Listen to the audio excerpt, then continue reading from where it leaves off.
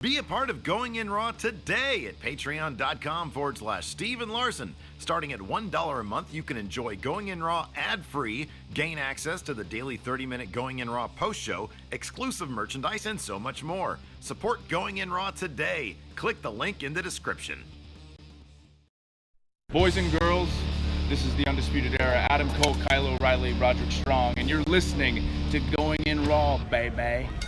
What's up, it's your girl, Sasha Banks, the legit boss, and you're watching Going In Raw. You like that? This is Shayna Baszler, and you're watching Going In Raw. What's up? This is the most must-see WWE superstar of all time and his lovely, gorgeous wife, Marie. and you are going in SmackDown Live. This is the glorious one, Bobby Roode, and you're watching Going In Raw. Hey guys, this is Charlotte, and you're watching Going In Raw. What's up? It's the moonwalking, trash talking princess of Staten Island. I want to remind you all that Mela is money, and you're watching Going In Raw. Hi, this is Shinsuke Nakamura. Just keep watching Going In the Raw. This is the knockout artist, Cassius Ohno, and you're Going In Raw. Hey, friendo, Steve here. And Larson. And welcome back to Going In Raw, the only pro wrestling podcast you need to be listening to right here at youtube.com/Steve and Larson, available wherever fine podcasts are. Be sure to hit that subscribe button and the notify bell next to it. Make sure you're always getting your new Going In Raw notifications, including Going In Raw Community tab. Community tab. Community tab. Community tab. Let's see, what did I do in the community tab yesterday? What did you do? I just posted our SmackDown review. Nothing. Because I don't know, some people don't get notifications for stuff. That's weird. What's the point of notifications? They don't work. But 2 days ago, I forgot. I didn't release the results of this on the YouTube community tab. This is why you need to hit subscribe and notify. Notify, all that. Community tab. Community tab. Because I posted a poll 2 days ago. Ooh. Here's the thing. I didn't see any dropped frames. We're live streaming this at 11 a.m. Pacific time. Some people are saying the intro is a bit choppy. That I don't show any drop frames. It's probably not as probably YouTube. Anyways, I posted a poll. It says, while I have your attention, mixing fast foods in a single meal is amazing or just wrong. What's your problem? Looks like amazing came out on top. Big time. Of course. Bigly. 68% of the vote. What do you mean, of course? When's the last time you did that? Well, usually when I go to fast food, it's because I need to get something quickly. I don't have time to go to one place to the next to the next. But in theory, I'm not against it. You seem to be against it, like in a philosophical. Deep. Yeah, it's there's a deep level. Rooted reasoning behind deep it. level. I don't get it. Oh man, it's just it's wrong. It just feels wrong. wrong. I don't think it is. 30. I mean, 30 some odd 8%, 32% of people agree with me. That's why I'm definitely in the minority on that one. So anyways, yeah, that's what you got to do. You got to check out the community tab. Community tab. We're also, of course, on the Patreon at patreon.com/Steven Larson. We have a wealth, a variety, a surplus of reward tiers. A bevy. Thank you. A bevy of reward tiers starting at $1. Just $1. You would be so surprised at how far $1 goes. Very far. I'll give you an example. If we only had one patron and they kicked in $1, yeah, I probably wouldn't do a lot. But then if we had 10,000 patrons, they all kicked in $1. Ooh. Hey-oh, money bags. Yeah. So that's my goal. 10,000 $1 patrons? Basically, yeah. That being said, if you're a $5 patron, don't try to, you count for like 5 of those people. Yeah. So good for you. We did get some new patrons in as of yesterday. I'm going to read their names now because from $1 up, you get a shout out. You get a shout out. I say your name. Today I'm going to read it like The Undertaker. Dan Astley, Shane the Shillelagh, Andrew Thomas will rest in peace, and Michael Valdez, I'll put you down like a dog. Today's the 1st of November, so we're going to get those we're going to figure out who I owe those Friendo care packages to. We'll pack them up. The ones for September are in my trunk. I got to take those to the post office today, so in the next couple days. Yeah, how about this? Lunch break, I got to run to UPS. You got to run to the post office. Either we can do it together, make 2 trips, or separately. I don't know. We can talk about that later, because right. During lunch I usually do all this stuff here. Well, I know. I'll just probably do it on the way home. Yeah, Patreon is great. You know what else is great? Tomorrow, Friday, 9 a.m. Pacific, noon Eastern. That's right. It's not. We're not going to be live streaming the Crown Jewel stuff. Maybe we should just call our show In Your House, Not Crown Jewel. There you go. That's it. There you go. You did it. You did it. We are going to be doing a very special super card. What is a super card usually, Larson? It's a card, but it's better than a normal card. Because usually in wrestling parlance, a super card means either you've got a bunch of like ridiculous top name talent, or you've got two promotions coming together. Yes. And that might be what we're booking tomorrow. More details tomorrow morning on our Friday show. We're going to upload our Friday show a lot earlier. We're going to record it today and then upload it early tomorrow. Because we're streaming tomorrow morning for a while, and then our Saturday show we're going to do right after that. Yeah, exactly. It's just a lot of stuff that we do. Well, we got to make Next time. week will be better. Make time for everything. Yeah, exactly. So yeah, lots of fun. And then then we got a shirt. Friendomarket.com. Yeah, shirt. Where's that shirt? It's there somewhere. Where's the shirt? Like a dog shirt. There it is. There it is, like a dog. What a great looking shirt that is. We got that shirt. We got some stickers that go with it. I'll send you out a postcard. I never did get that postcard made of you like doing that Undertaker thing. Well, skip postcard straight to all over print T-shirt. Yeah, I'll think about that. I might just do like a normal shirt like that. Why do a normal shirt for an unusual image? I feel like the image is unusual enough. No, imagine the whole shirt looking like the background. That'd be amazing. What are we here to talk about today? No, this is what we need to do. Check this out. A hoodie. Okay. That's all over print, and it's full zip up. So if you want, then if you put your arms out like this, you can do the your pose. Arms are there too. Yes, exactly. I might actually be down with that. See, that's a good idea. That might be really cool. That'd be great. So we're here to talk about NXT, NXT UK, and of course 205 Live. We have a couple here super chats here. Yeah, first from Antonio Cornejo. Yes. Congrats. Sorry, greetings from Peru. Finally made it to a live stream. Welcome, Antonio. Greetings from Peru. RTGTZ. Larson, if you can mix fast food, what would it be? Wow. How about this? If we're like, 25 years in the future, and you know how it is these days, everybody expects what they want right now, immediately, right? So let's say if I had Star Trek Next Generation replica in front of me. Yeah. Replicator, sorry, not replica. Exactly. And you were like, really in the mood for some really gross fast food. I want to take two items that I think complement them very, very well, just from different restaurants. What would you go with? It might be too similar, but was it Burger King used to have really good French toast sticks?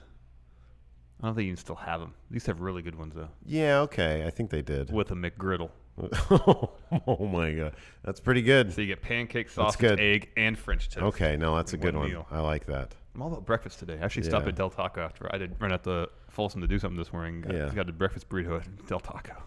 Those are hit or miss. Sometimes they're really good. The one I got was awesome. The epic scramble. And then the guy behind you, a couple car lengths back, probably got some stale ass nastiness. It was so good. Yeah, sometimes it's amazing. Horrible for me, but it was tasty. Yeah. You know what I would do? So I like McDonald's just cheeseburgers. I usually get the 2 cheeseburger meal. I do the same thing with the hamburgers. Right, there's something about that flavor that you can't find anywhere else. And when you crave it, nothing else will do. So I would get that. I would tell Replicator to get me that, but I would put it inside a Jack in the Box ultimate bacon cheeseburger. Wow. So the cheeseburgers from McDonald's would be the buns. Yeah. And then Arby's curly fries, not Jack in the Box curly fries, Arby curly fries on the side. Gotcha. And then I would say, Replicator, get me a new heart, please. Well, but at that point they cured all disease, right? Yeah, pretty much. Heart disease wasn't an issue. Pretty much. Josh Little says the package I sent you should be there. I am going to go to the post office today because I got to drop a bunch of stuff off. Josh Little, so I will definitely get that. Very much looking forward to it. Josh Little is the man. We're going to talk about the Hulk Hogan news tomorrow on the new show, right? Yeah, I guess so. I'm hosting the show, we talked about most of it yesterday. It's just been confirmed since. That's it. Well, it's been confirmed what his role is since then. He's going to be the host. I'm the host. As if you already didn't have enough reason not to watch. Oh, man. Add that on top of it. That's a guaranteed not watch at this point. Is there any precedent for a host inserting themselves into the universal title scene? The Rock kind of did it. The Rock. Yeah, it took him a year, but yeah, he did. The Rock Precedent did has it. been set. Hogan has a history of inserting himself in the title program, so we'll see. What is this? Jimmy Thomas said in the Discord, which I'm paying attention to right now, so appreciate that, Discord. I'm your ick champion, by the way. Buying bags of Halloween candy on the cheap is real. Oh, because it's the day after Halloween. Yeah. So Jimmy Thomas is heading down to Kmart. Yeah. To go get some. You're getting hitting up the clearance aisle on the seasonal section. This is a good point. Cerberus says, I want you to apologize for putting real news in non-news last week with the Hogan interview. For you patrons out there, you know that every day, Monday through Friday, on the post show, we do non-news. And there was the interview with Hogan, which we considered non-news, where he said, I'm looking forward to going to Saudi Arabia. Because I thought it was another situation where he was trying to talk himself into a job. Exactly. He says stuff like that all the time. All the time where he tries to talk something into existence. I thought that was another situation. He shows up at the arena of a pay-per-view beforehand and takes pictures. Oh, my gosh. I didn't know that was actually him saying. If you take it literally as if that was something going to happen, it wasn't like, hey, I'm going to Saudi Arabia, brother, in a week. Yeah. It was just something that seemed like, well, it might be in the works. They have at some a 10-year point. deal. You know, like at some point, they're going to go back to Saudi Arabia. Brandon Combs here in chat has a good point. He says, wait, Kmart's still a thing? That's a good question. I threw that out there to see if anybody was going to bite on it. Yeah. I think they went out of business. Could be. DC 5-Speed says, all I eat from McDonald's are, I don't know what this is. Okay, DC 5-Speed. I'm not aware that's a menu item. McGangbangs. I don't believe that's a menu item. Can you clarify? You know, give us a super chat and clarify. Yeah, Adam Mayhem says me. Oh god, that's the guy that you're like rallying behind. A guy who kicks in $2 to say me. Well, he's giving us some money. Oh man, the worst person. He's ambitious. Oh gosh, ambitious. Oh, speaking of ambitious, lots of great costumes that were sent in by Friendos, wrestling costumes. I will be putting a bunch of them up. Look, they came from all different places. I said, tweet them at me, and so I put as many as I thought in there. If I miss anybody, I apologize. But we have like a bunch of. We're going to do it at the end of the recaps today, before the questions. We're going to take a look at those. I got them loaded up here in the OBS thing. McDouble and McChicken put together. Order one. It's a McChicken and a burger mashup. A McChicken on top of a McDouble. I heard when you do a McChicken and then a burger and then a fish fillet. It's there's a name for that. Oh man, I forgot what it was called. What's similar to that? Like when you go to a restaurant, you get some seafood and you get surf and turf. Yes, it's the McSurf and Turf. Filet of fish. Well, because you get fish. No, I get it. It doesn't sound good. No, it sounds terrible. McOrgy. Sea, air, and land. A turducken. Anyways, let's talk about wrestling. Yeah. 205 Live. It's turning into a fast food podcast. Kicked off. We do need that. Kicked off with, hey, would you be down to do a review? I know we don't do that anymore, but just for the Nightmare Burger. Yeah, maybe. Should we do that tomorrow? Yeah, we should. 205 Live. Jack Gallagher versus Brian Kendrick kicked it off. Yeah. Drew Gulak was on commentary. Yeah, he's always entertaining. Yeah. Who you call Percy Watson Percival? Percival? Yeah. That's the long name of saying. I think that's proper, isn't it? Oh, that's his real full first name, yeah. Let's find out. It could just be Percy. Let's find out. But I thought that was pretty good. Percy, what's the last name? Watson. No, his actual name is Nicholas. So that's a fake name. Yeah, I like that. Percy's getting really, have you noticed on the down low, Percy's getting really good at commentary. Yeah, he's good. He's getting really good. He was hammering Drew Gulak with questions and not letting him off the hook. Yeah. Asking, hold on a second. Because here's the thing, Percy was bringing logic to it. He was saying, hold on a second, Drew. You turned on Brian Kendrick right after Jack Gallagher lost a match. What's going on with that? And he was very good at like hammering these questions home. He wasn't stumped. He wasn't thrown off. Yeah. I was like, Percy, look at you. Yeah, that was awesome. Because he used to just be the dude who would like go, wow, whenever Morrow would say, wow. Yeah. Percy would say that too. But I thought, man, he's coming into his own. Yeah. I really like him. The interplay between him and Nigel was really good too. Mm-hmm, yeah. Remember how awkward it was way back? Like when they first started, Nigel would just yell at him and say like really rude things. Yeah, it's not like that anymore. No, it isn't. They've all just relaxed a bit. What did Nigel say on NXT about the Street Profits Solo Cup? Their sippy cup full of Screech juice. I have never heard that phrase before. I didn't hear that. Yeah, That's hilarious. I've never heard that phrase before. Oh, that's funny. Sippy cup full of Screech juice? I think that's what he said. That sounds gross. Yeah. I'll have to rewatch. That's hilarious. I freaking love Nigel. Oh, he's great. Because Nigel perpetually has, like, so many people in that role, like Vic Joseph, for example. Granted, I know he's not color, he's play-by-play. But, like, Vic Joseph really wants to keep his job, you know? Yes. Nigel, I always get the feeling that he does not give an F. Fire me, don't fire me, I don't care. Yeah. But he's really good at what he does. I He's know. so good at it. But anyways, yeah. But it was a good question, and Drew Gulak sort of danced around it. He said, just since Kendrick came back, he's just gotten because he showed mercy. That was why. Oh, he said was he it chose Street Juice? I thought it was Screech Juice. We need to invent Screech Juice. Let's see if that's a thing. Oh no, Screech Rum.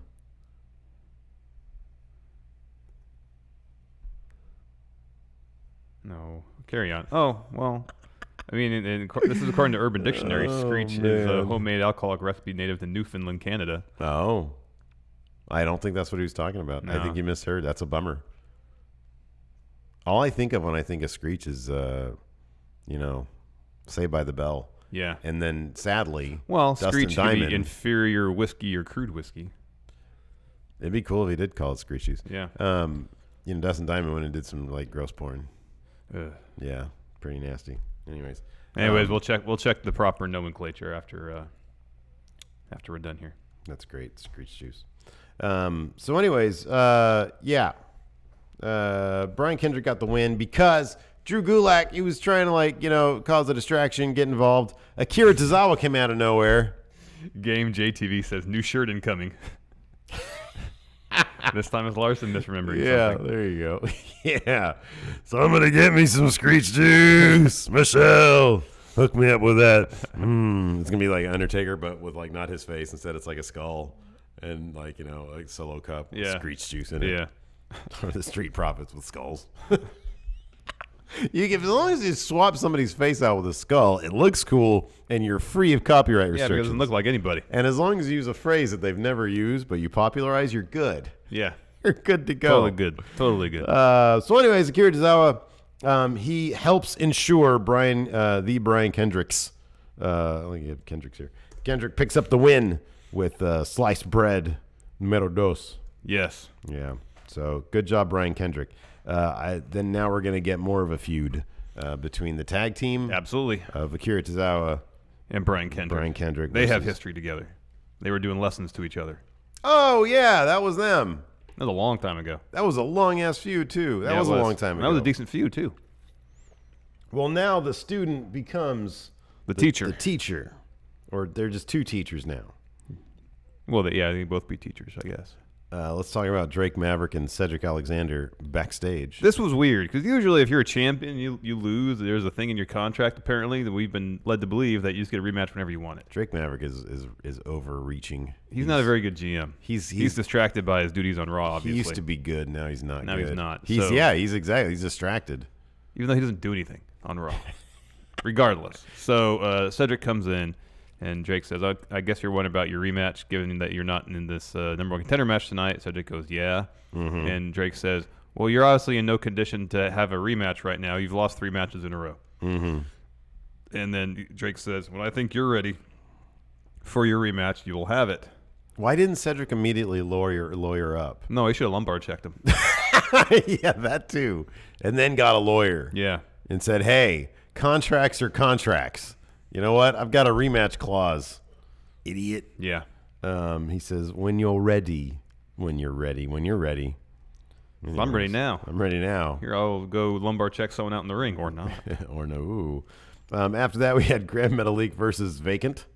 I didn't get a name on I didn't get a name either. I was waiting for a name. Yeah. And the match wasn't it wasn't like a 30-second match. It was pretty quick, though. It was like a 2-minute match. Yeah. But there was still 2 minutes for them to say a name. Well, even 30 seconds is enough time to say this dude's name was. Didn't get the name. You'd think. No, didn't get a name.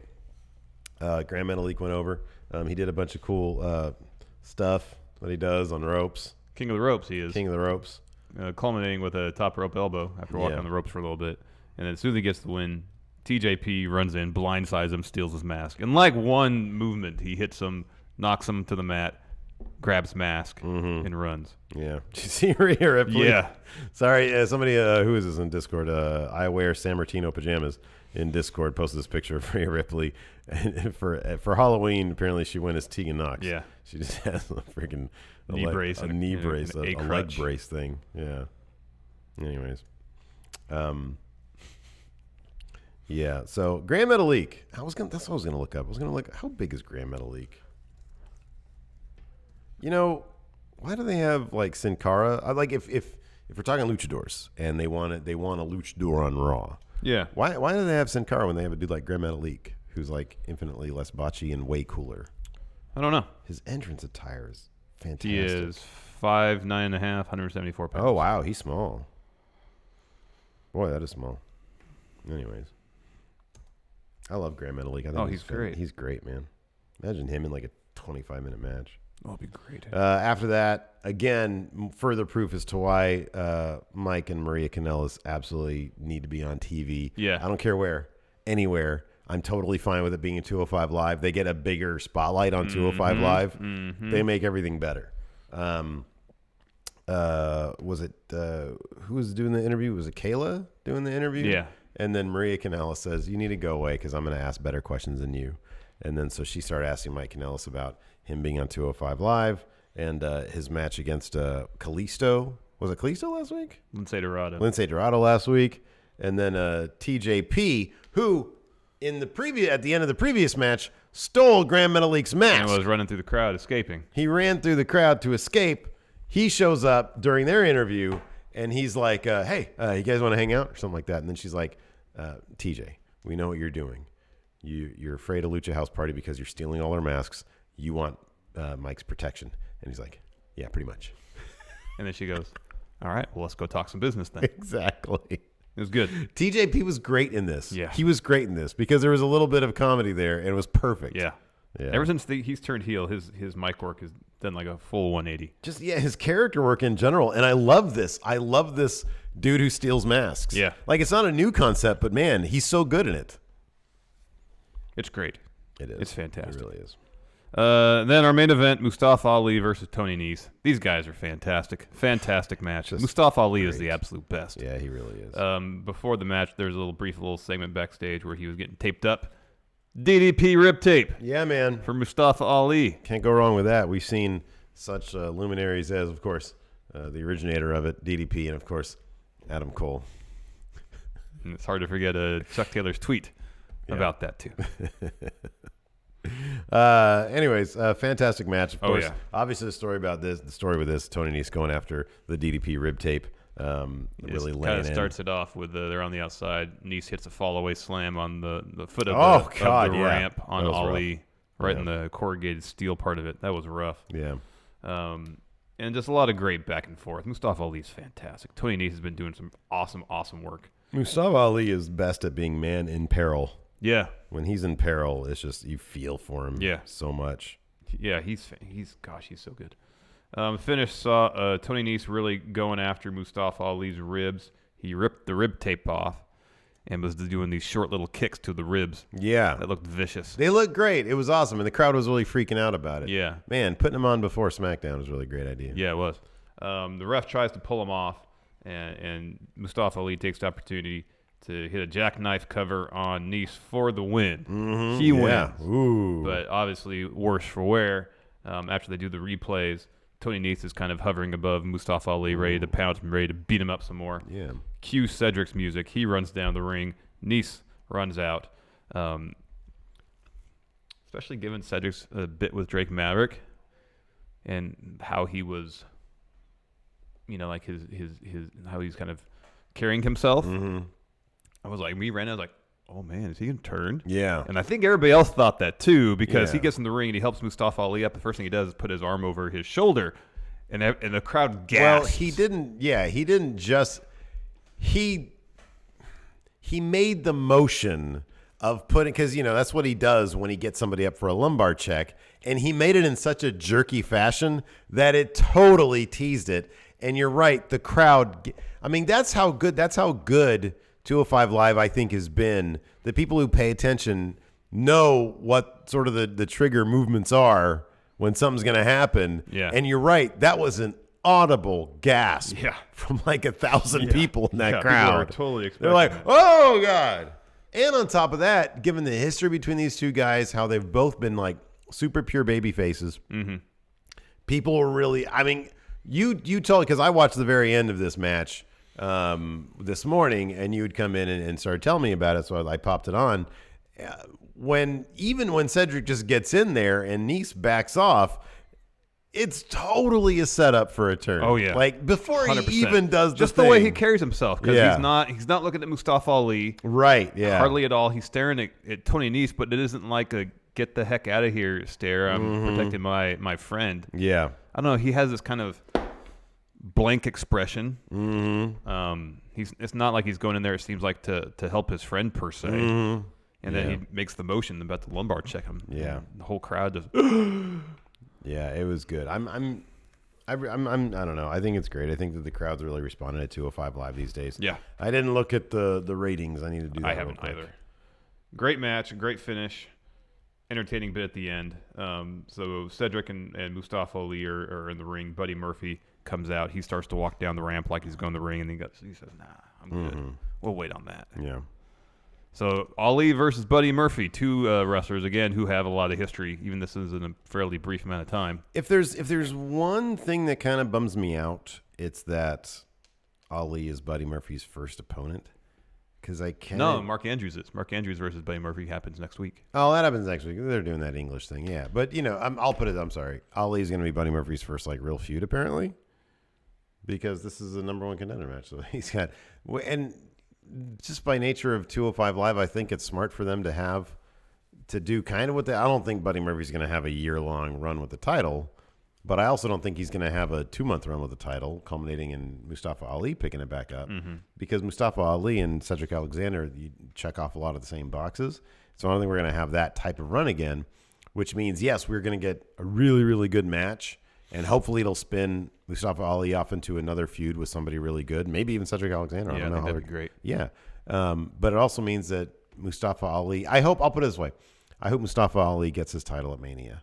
Yeah, me too. That seems to be the story. I would think that might be the trajectory. Yeah. So, yeah.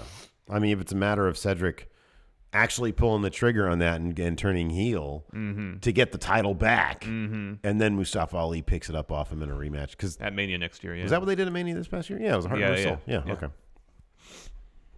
Boy, yeah, it'll be 2 years since Neville Austin Aries, huh? This coming Mania. Wow, my goodness gracious. So, anyways, another solid episode of 205 Live. Let's see where it was in the ratings last week. Number 9. Let's see here. According to Meltzer's take. Ahead of Mixed Match Challenge. Evolution was 1. House Hardy Halloween, Super Showdown, NXT UK, Evolution Kickoff Show, Mixed Match Challenge. Super Showdown. Yeah. That wasn't that week. No. Evolution was that week. Yeah. Why was Super Showdown still number 3? People are into it, I guess. Road to Evolution. People are into it. ECW Exposed, number 10. My goodness. Evolution Kickoff, Mixed Match Challenge, Road to Evolution, and then 205 Live. 95 Halloween Havoc. What happened last week on 205? Oh, yeah, man. Yeah, that's right. What is Drake Maverick thinking putting Mustafa Ali in a match? Nobody should be in a match when they have rib tape from the previous week. No. What is he doing over there? Terrible. He's not a good general manager. Terrible. He is a horrible general manager at this point. Oh, man, that's funny. I forgot about this. Mr. Sinister here in Discord. Dustin Diamond Dallas Page. He did with the rib tape. That I drew from his win. Yes. In chat trivia. Let's talk some NXT. Yes, please. No, NXT or NXT UK? NXT. Okay. We're going to conclude with NXT UK. That's what we did last time. Okay, cool. Last 2 times. Whatever. Show kicks off with Nikki Cross taking on Mercedes Martinez. Mercedes Martinez looks like dumped Nikki Cross right on the top of her head at one point. Yeah, it did.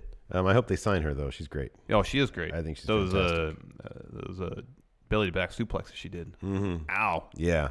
Well, yeah, and if you look at Nikki Cross after this match, she had a bloody nose. She was beat all to hell. Man. Yeah. Yeah.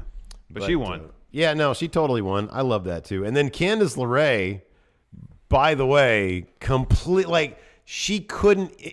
she would need like a ski mask to look more like a bad guy. Yeah, she had. At first, I didn't even recognize. I was like, who the hell she is has that? a new hairdo. She's got bangs. A new hairdo. She's wearing black jeans, black lipstick, black shirt, and a black shirt. Yeah, but she still had red shoes. Yeah, and she was antagonizing Nikki Cross, saying, "Why are you doing this to us? This is our family. It's our family. Why are you doing this to us?" Which is like the most heel thing you can say. Why are you doing this to us? Oh, don't be annoying.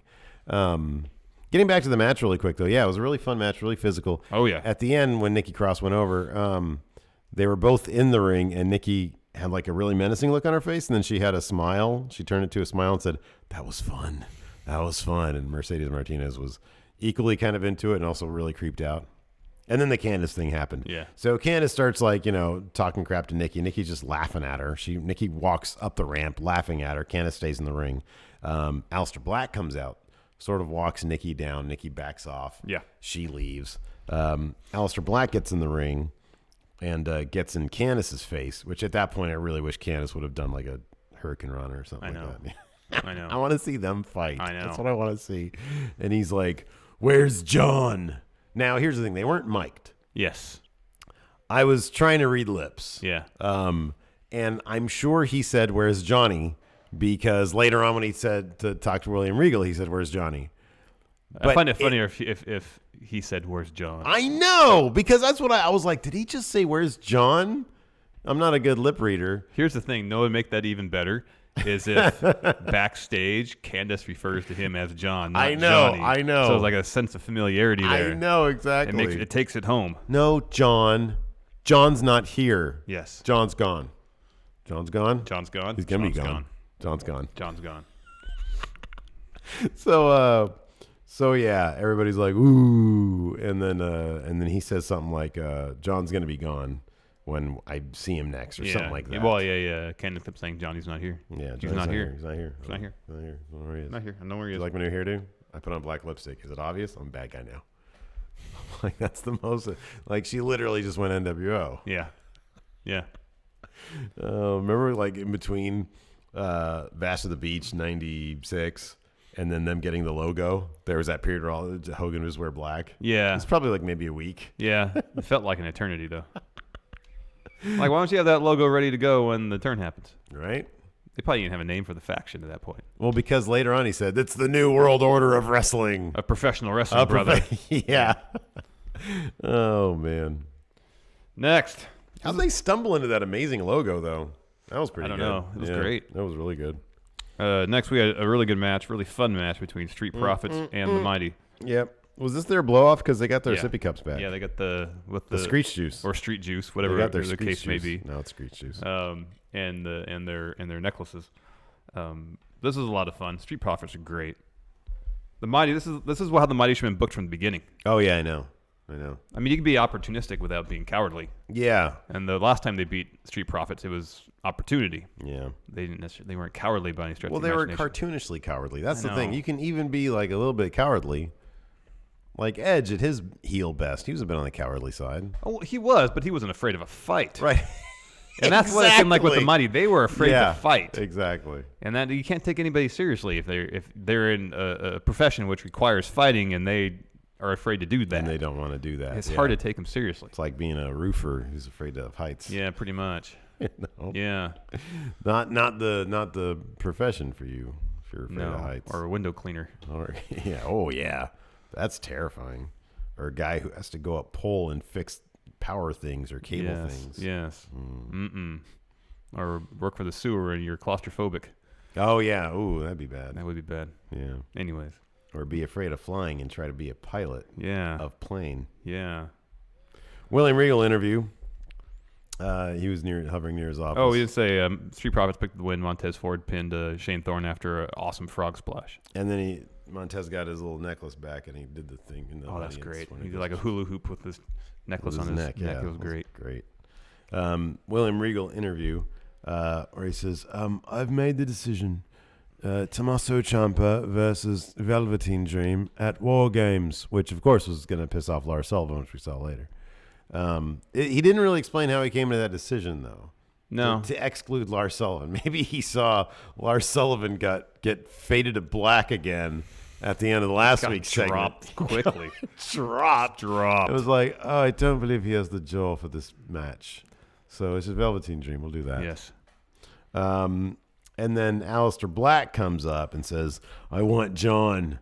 I want him. And he's like, well, you get John Gargano. I told Johnny to leave the premises immediately. I told John to leave. You got to get out of here now. But you get him at War Games. Aleister Black versus John Gargano. You'll get your pound of flesh. That's what he said. Yeah, you'll get your pound of flesh. Next. He says at War Games, he'll fade to black. His career will fade to black.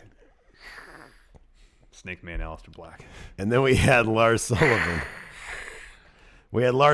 He was good. He was outside backstage, destroying things that didn't cost too much money. Coolers. There's a cooler that was noticeably destroyed. Yeah, he did actually. Was it a cooler or was it like a tub? I think it was a tub. Maybe. It was red, wasn't it? I thought it was black and yellow. Oh, I thought I saw a red cooler. Maybe it was both. Maybe he did one and the other. Maybe I missed the cooler. Yeah, and there's got to be an impromptu interview. Mm-hmm. It's like, Lars. Calm down, Lars. What's Lars, wrong? Why are you doing this? Why are you doing that? And he just complained about Velveteen Dream getting a title shot. He wants a title shot, and he's going to essentially cost Velveteen Dream his title shot. He said, I'm going to destroy him so I can get that shot. I don't think it works that way. Probably if you destroy Velveteen Dream, you'll upset William Regal, and he'll deny you title shot. Oh, dear. He just destroyed the handle of a tub. That's going to cost me $12.99. I'm going to take that out of your check. Right. That's his entire check for one appearance. Next, we had Luke Menzies taking on the debuting King of Bros, Matt Riddle. Yeah, man. So they officially... Theme song, yay or nay? Dude, yeah. It's West Coast gangster rap. West Coast gangster rap. Yeah. Absolutely. I didn't like it at first because it's too mellow.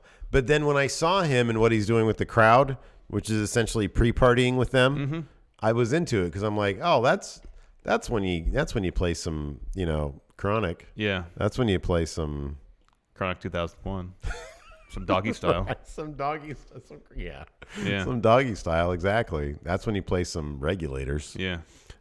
Is when you're with your friends. Some G-Funk. Thank you, G-Funk. Mm-hmm. Some Nate Dogg. Is with your friends. The Dog Pound. Orangevale. Yes. Oh, man. It's too bro heavy, like the song. What? What do you mean it's too bro heavy? Like when it starts, you hear, bro. Start it with that. No more bros in the song. Yeah. Just one bro, and then leave the bro part alone.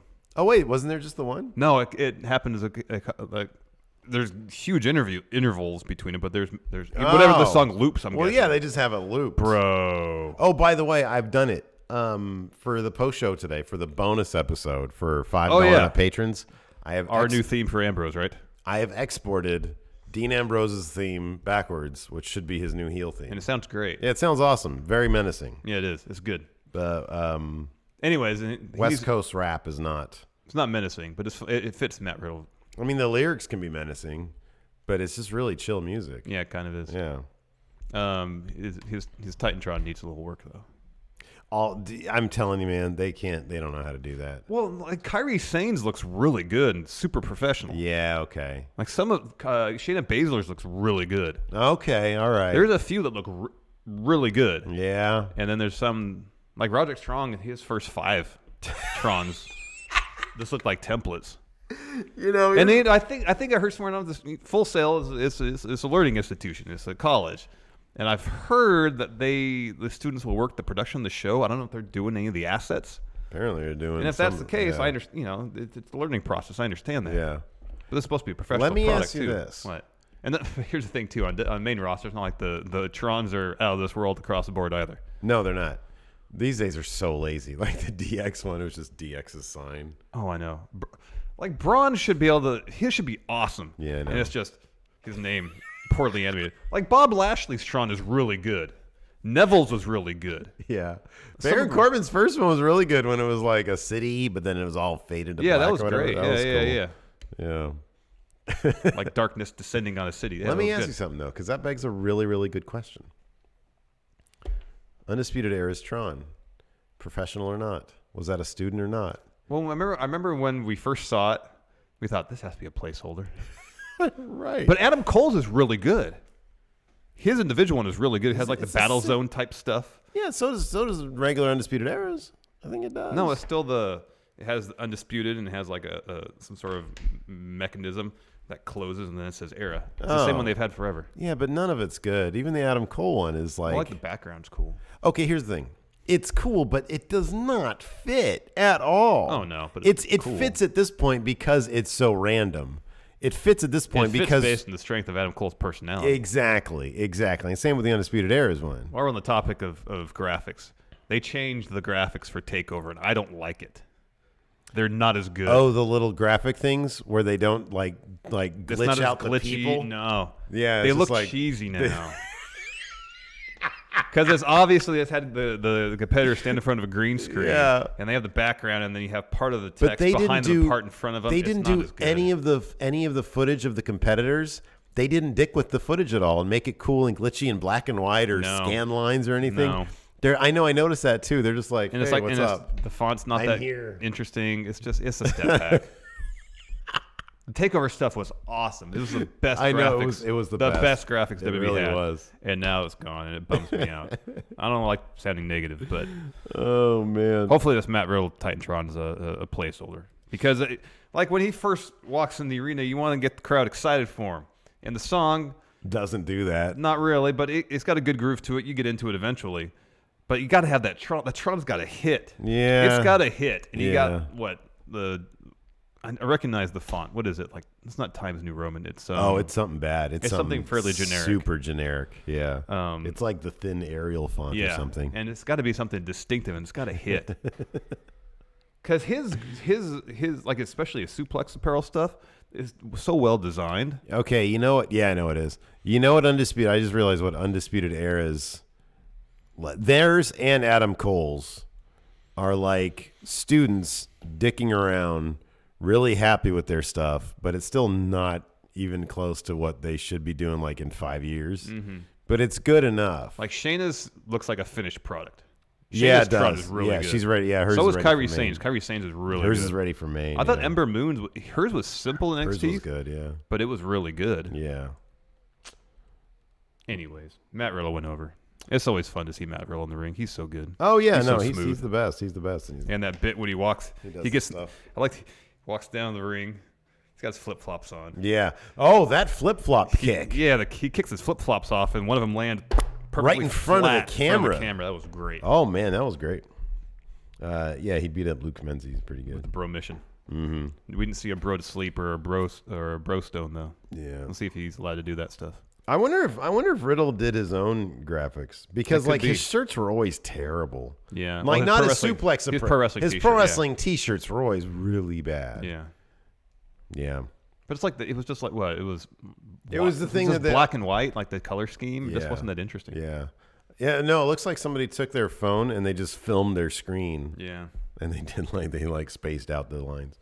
Anyways, after that we had a post-Evolution interview with Shayna Baszler, Marina Shafir, and Jessamyn Duke. Yeah, and Baszler didn't really say anything too revealing. She just said, "Yeah, I told everybody I lost that other match. Mm-hmm. She didn't beat me, and I made sure that didn't happen this time around."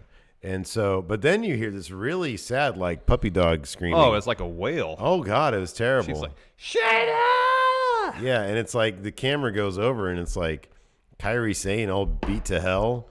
And then she's screaming and wailing away. There's like a producer saying, "Not now, okay, not now," because she's like coughing, like she's choking. Stuff. Oh, it was terrible, man. It was. She needs to go into the hospital or something. Yeah, that was just. It made her look really bad. Like it made her look really weak. It kind of did. A plaintive wail from the former, NXT Women's Champion. Right. Yeah. Man, you need to go do what the man with no name did. Go into the cave, heal yourself. Heal your injuries. And destroy everybody. And then come back to the town in Italy, probably? No, there's southern Spain. They shot him in Spain. In Spain, that's right. And then the other one?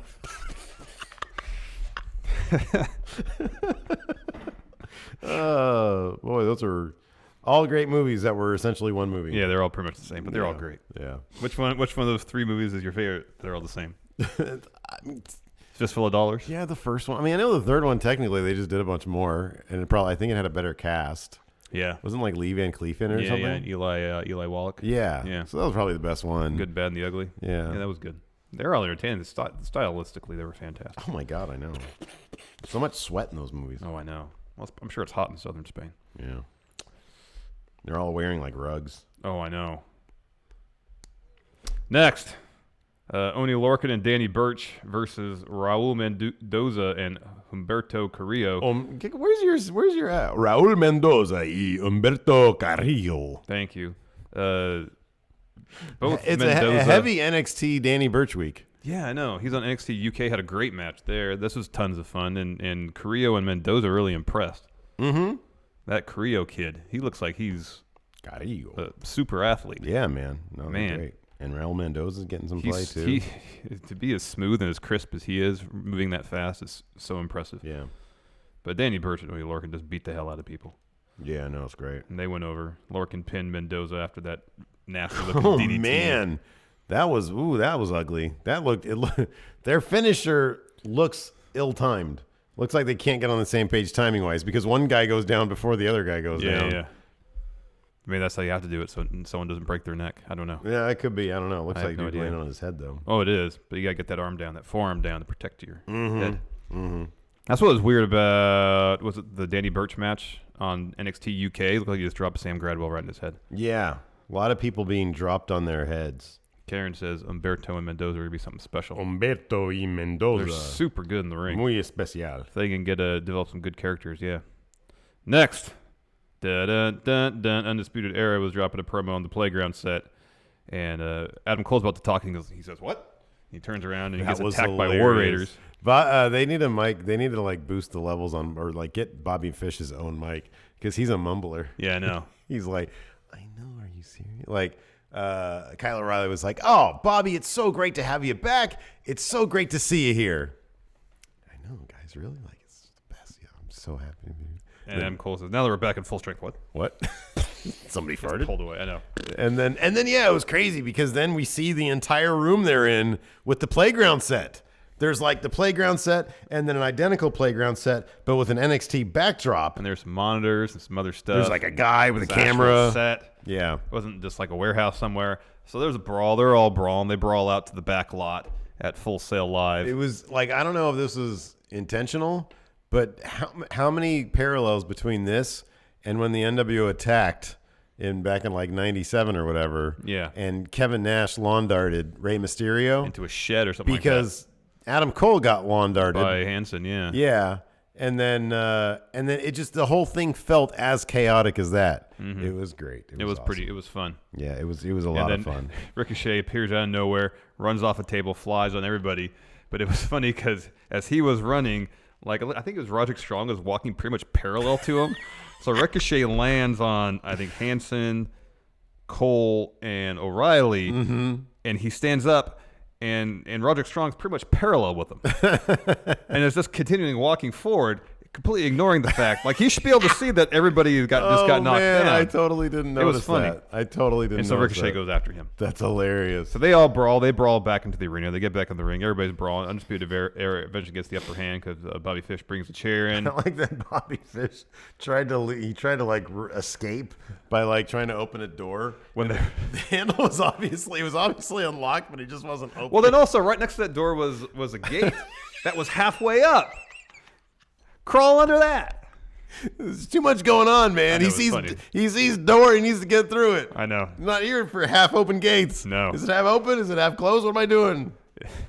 I could try to escape. It could close on me. Anyways, Undisputed Era in the ring because Bobby Fish brings a chair in the equation. They get the upper hand. Pete Dunne comes down.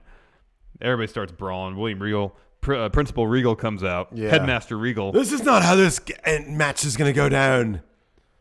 No, all of you are going to be inside of War Games. And then they all freak out. We get the, a year later still. Oh, nothing tops that one. Nothing tops Adam Cole going, War Games! War Games? And then he said, I think somebody said something like, I didn't like this the last time, or I don't want to do this again, or something like that. In chat. It was Bobby Fish that said that.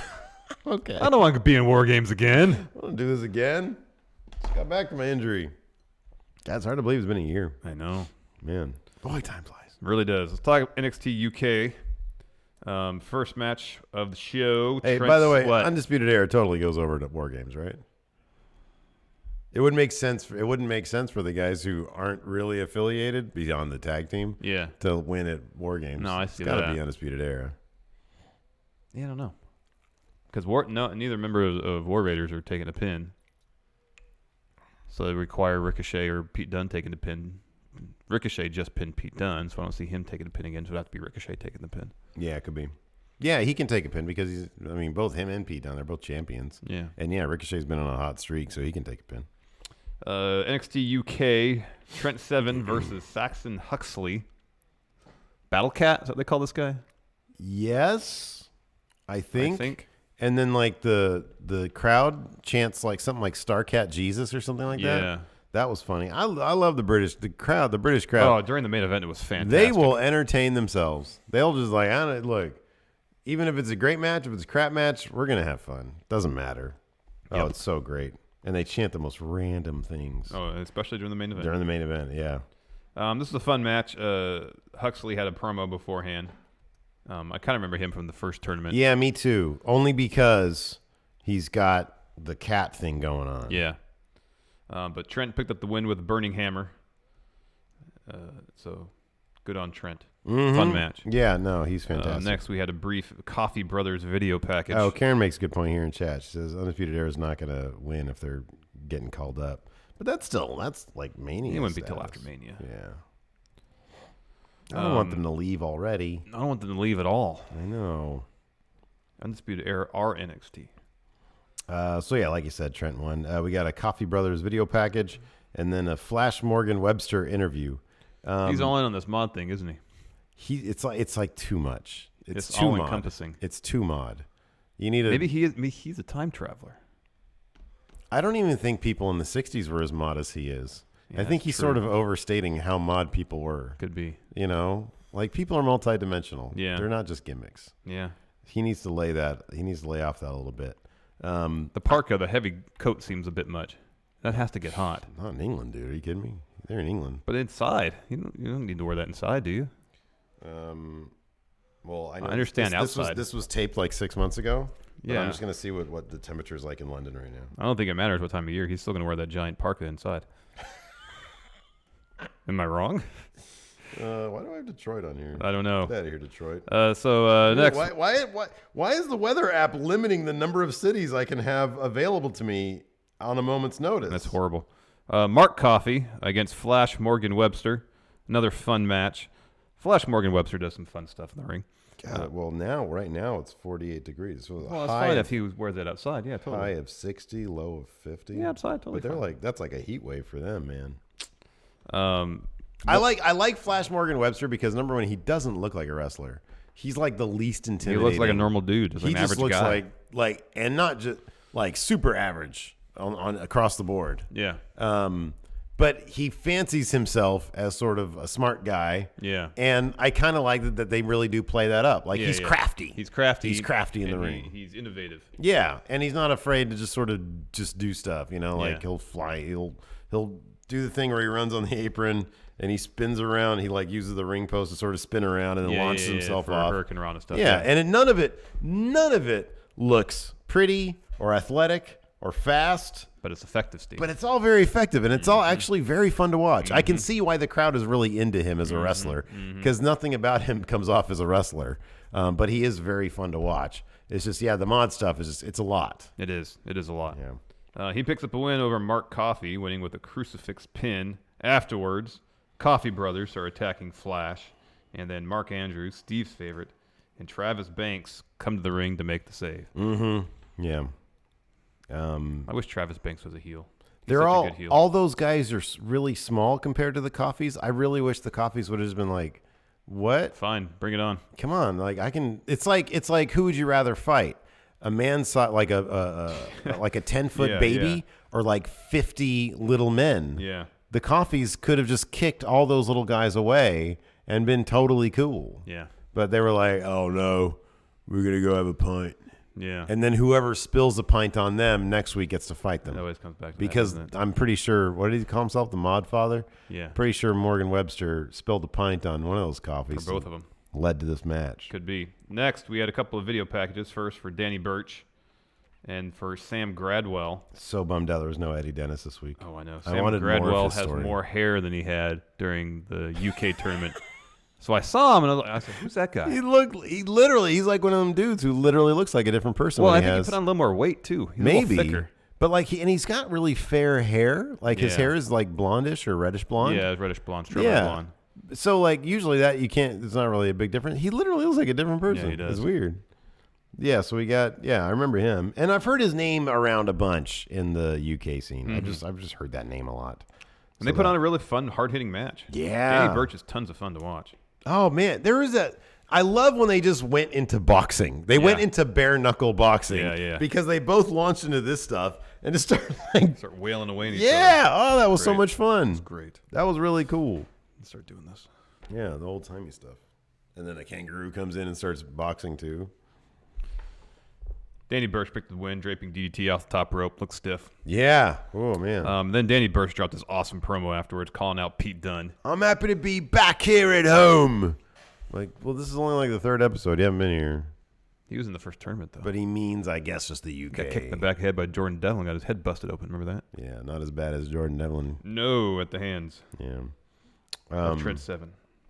So he calls out Pete Dunne. He wants to be the latest victim that won't take the title from Pete Dunne. How awesome would that be if he's being lined up as just another guy who's gonna lose Pete Dunne? What if they picked it up? I mean, Danny Burch isn't at the level of Pete Dunne or Not even even close. Trent Seven or Tyler Bate, but I feel like he's on a level, at least for WWE audiences, above Zach Gibson. Danny Burch is. He's more familiar. And WWE audiences are way more familiar with his work. To the larger WWE audience, yes. Absolutely. Yeah, that's what I'm talking about. That's it. I'm just talking about WWE And audience. honestly, I don't like Zach Gibson. I call him the Baron Corbin of the UK division because he's comical. Like I like his matches a lot, but there's a lot of unintentional goof there. Like maybe it's just the fact that he's not allowed to curse like on WWE TV. Maybe he needs some blue language, some foul language. But like we noticed during his match with Noam Dar, which was a fantastic match. Fantastic, yeah. It was a really good match. I just don't know if I see him as like a champion. Because he's like, you mentioned this, like there was one part where he had to run a short distance. Yeah. And he sort of hunches over when he runs, and he runs in place first, and he runs he runs kind of like an old man. Like he runs kind of goofy. It doesn't look like terribly athletic. His finisher's not great. He's a bit on the doughy side. God, I love his promos though, because the crowd just they shit on him. Yeah, they shit all over. Well, him. during this match, the crowd was getting inventive with their chants. They were saying, "If you hate Zach Gibson's shoes off," I think is the chant. Yeah, something like that. And then Noam Dar tried to take Zach Gibson's shoe off. Noam Dar was just trying his best not to bust a gut laughing. He was laughing during this, but he was trying hard not to laugh because he was playing into the crowd trying to take Zach Gibson's shoes off. Great. Now I'm sure there's an entire history of Zach Gibson and shoes. Yeah. I'm sure that, and I'm fascinated by that. So I'm sure Wayne Maker, maybe he used to have a sneaker vlog or something. Yeah, there you go.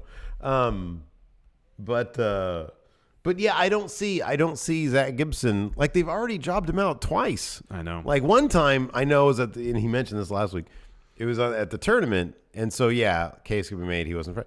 But then he like as fresh as can be at that NXT Takeover pre-show match or the whatever match. The NXT TV one before Takeover. I know, man. So there's to me there's nobody, and I think Danny Burch. I'm just saying this. Danny Burch would be an interesting guy to sort of hold that title if they want Pete Dunne to just do the NXT thing because he's obviously firmly ensconced in NXT. And so Danny Burch is, like you said, he's a guy who's known to everybody. And they would all be great matches. Yeah. Whoever eventually takes it on, I don't know. But there isn't anybody right now in NXT Here's the thing UK. about Danny Burch. The phrase transitional champion kind of has a negative connotation to it, I think, sometimes. But he would be the perfect guy to put that belt on for 3, 4, 5 months that can hold it down, put on really good matches, keep that belt relevant while they develop someone to eventually become the next face of the division. Yeah, yeah. I think that'd be totally easy to do. Have it be him versus another old guy, Trent Seven. Oh, that'd be great. You know? Yeah. And then have like if that precludes Mustache Mountain from getting the tag titles, put the tag titles in the Coffee Brothers because that's a great tag team right there. Man, they're super double tough. Yep. You got some Halloween costumes to show off there? Yeah. Oh yeah. So Zach Gibson, he went over. Oh yeah, with some movie called Helter Skelter. Yeah. Again, he's Liverpool's #1, and he names like all his moves after Beatles songs. They're too. It's going to get you over, man. Do you know what the Beatles are best known for? It was putting smiles on people's faces. Am I wrong? No. They literally have a. Why doesn't he come out to All You Need Is Love? I know. You know? Good day, sunshine.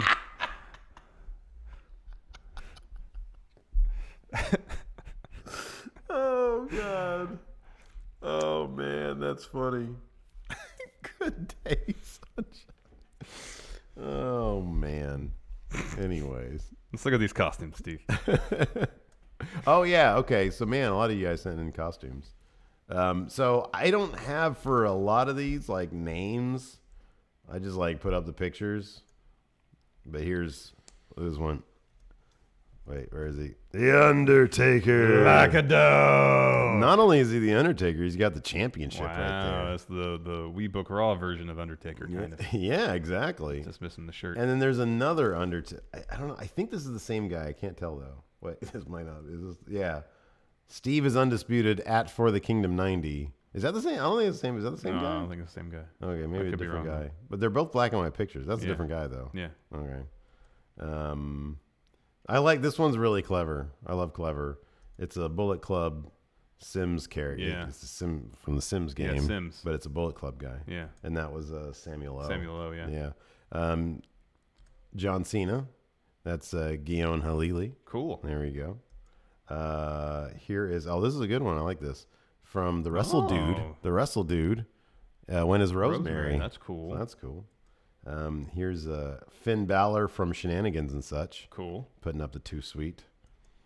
This is cool. I think his kid's name is Eli.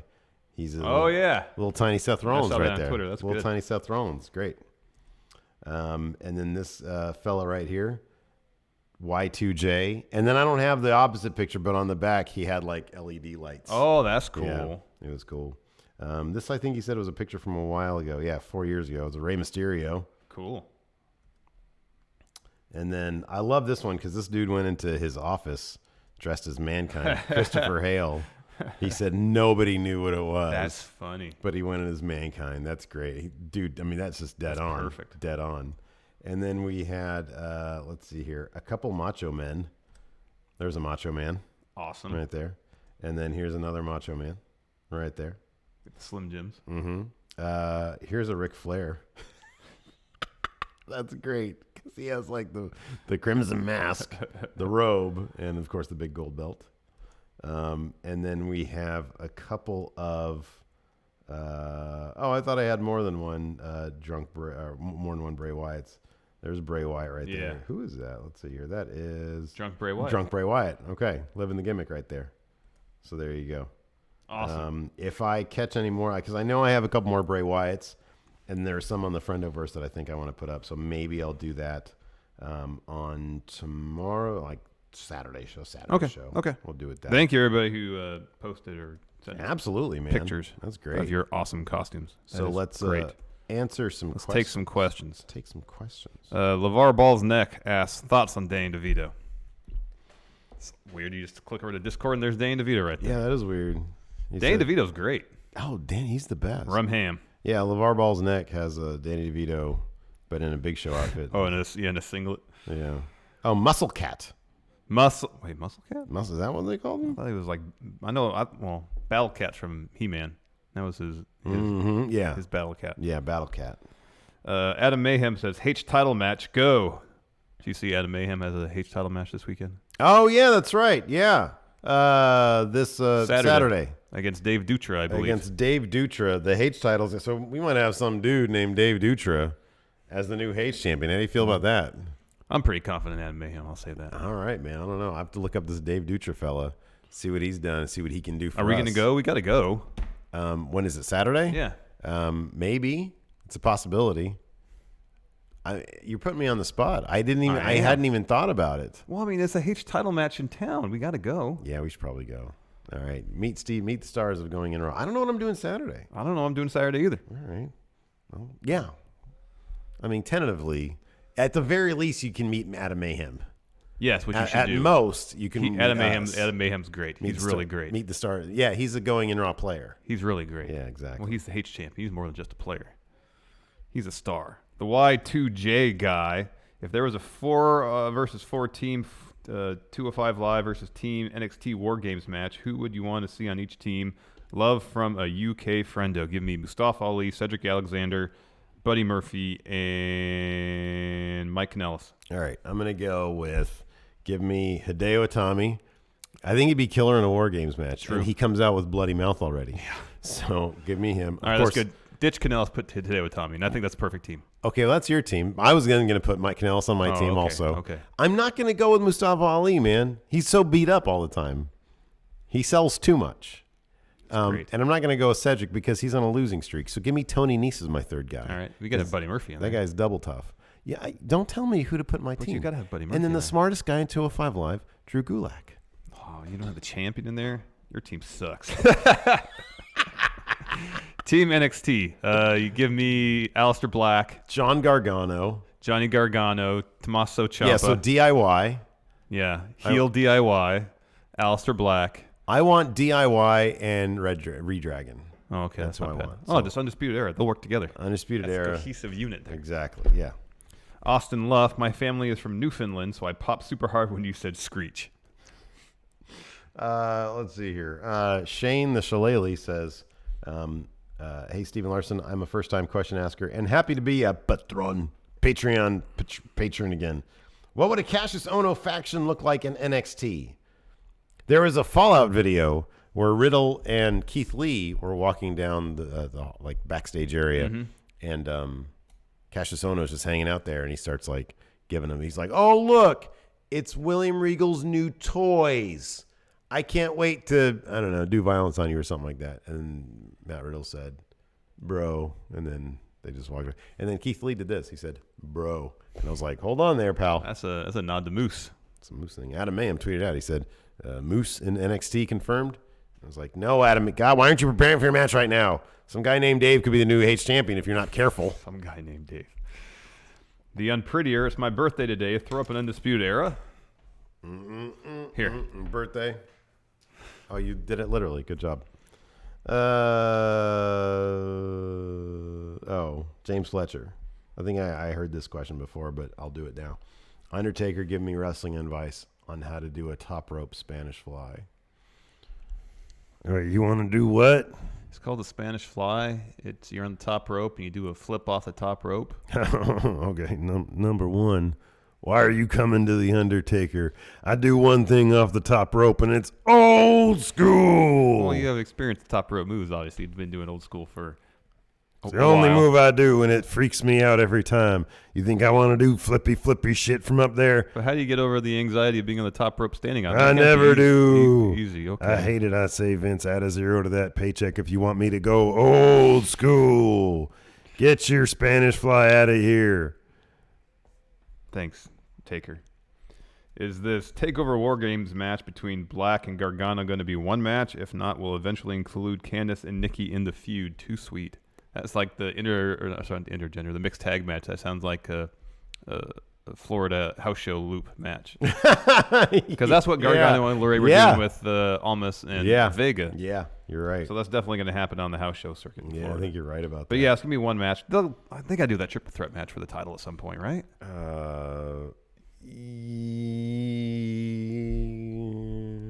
Unless Vince finally watches and says, "Whoa, who's that really cool looking guy with all the tattoos? Who's the guy who looks like a skinny Brody King?" It's Aleister Black. Bring him up to Raw! Nemo has a good question. Does the NXT UK Women's Championship title reign start from the day they taped it or the day they air it. There's a precedent, isn't there? Yeah, I think it's the day it airs. So Rhea Ripley's going to be like it's going to be a year. Her effective reign is going to be like 3 months shorter than her actual reign. Yes. Right.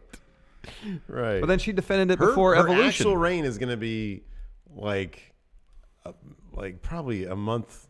Well, I don't know. She'll probably have it for a while. She's really good. She's really good. She is really good. Kevin Jenkins, who has the best Titantron? Should Titantrons have bits and pieces of matches in it like it used to? Thanks, yes. I don't know why they stopped doing that. Yes.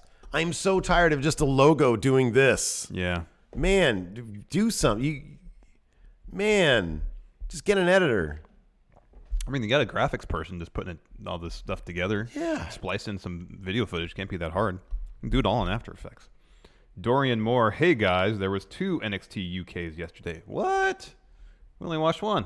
Oh my God, he's right. I remember hearing about that. Why are they making us watch more wrestling? I totally forgot about that. So, somebody I think on the newsletter or something, or no, on the daily update for Meltzer, it was like, yeah, there's one scheduled for 4 and one scheduled for 5. No, 12 and 1. Oh my God. Pacific. There's so much wrestling. Sorry, I don't know. Yeah, I liked it. Like, how long did it take for anybody to mention that? 12:01, so 15 minutes ago. Oh, okay. That's too much. It's a lot too much, man. DC 5-speed Mustafa Ali recently reminds me of Daredevil in season 3, always battle beaten. I haven't seen season 3. Wait, there's a season 3 already? I haven't seen any Daredevil. I didn't know there was a Daredevil season 3. Thought there was on season 2. I haven't seen any of it. And then did all the other stuff. Yeah. Maybe it already came. Maybe it just came out. I don't know. Penultimate Tommy Wiseau. Steve and Larson are burglars, like Marv and Harry from Home Alone. All right. Well, number one, which one of us is Joe Pesci and which one of us is Daniel Stern? I feel like I'm grumpier, so I should be Joe Pesci. I think you're right about that. I was going to be Daniel Stern. Which wrestler then is most likely to be our Macaulay Culkin? That'd be Marco Stunt. Yeah. Right? Yeah. Tall, tiny guy. Yeah.